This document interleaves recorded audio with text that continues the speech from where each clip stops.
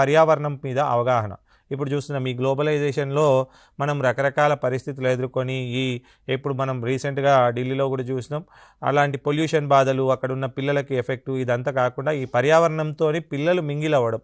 ఏ విధంగా అయితే పిల్లలు పర్యావరణంతోనే అనుసంధానం అయినప్పుడు అక్కడ ప్రకృతి పట్ల వాళ్ళు వ్యవహరించే తీరు మారుతుంది. కాబట్టి ఆ పర్యావరణం పట్ల అవగాహనను కూడా ఈ బ్యాగ్లెస్ డేస్లో ఒక థీమ్గా పెట్టుకొని మనం వాళ్ళని పర్యావరణంతో పాటు అందులో వాళ్ళు మమేకమయ్యేటట్టు వాళ్ళని భాగస్వామ్యం చేస్తున్నాం.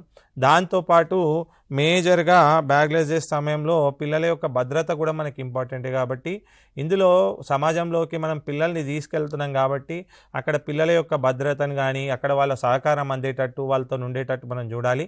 దాంతోపాటు మనం అందరం గుర్తుపెట్టుకోవాల్సింది ఏంటి అంటే సమాజం అనేది ఒక జీవించే పాఠ్యపుస్తకం.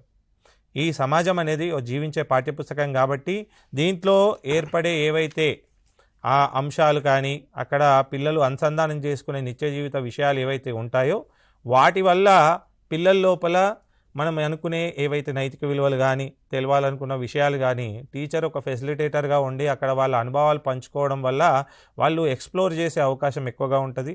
దాంతోపాటు మనం కోరుకునే ఏదైతే పిల్లల లోపల డెవలప్ కావాల్సిన నైతిక విలువలు ఉన్నాయో అదేవిధంగా పిల్లల లోపల ఏవైతే మీరు అనుకుంటున్న ఆల్రౌండ్ డెవలప్మెంట్ అని మనం అనుకుంటున్నామో అవన్నీ డెవలప్ అయ్యే అవకాశం ఉంటుంది. కాబట్టి మనం దీంట్లో సమాజం యొక్క పాత్ర అనేది చాలా కీలకంగా చెప్పుకోవచ్చు.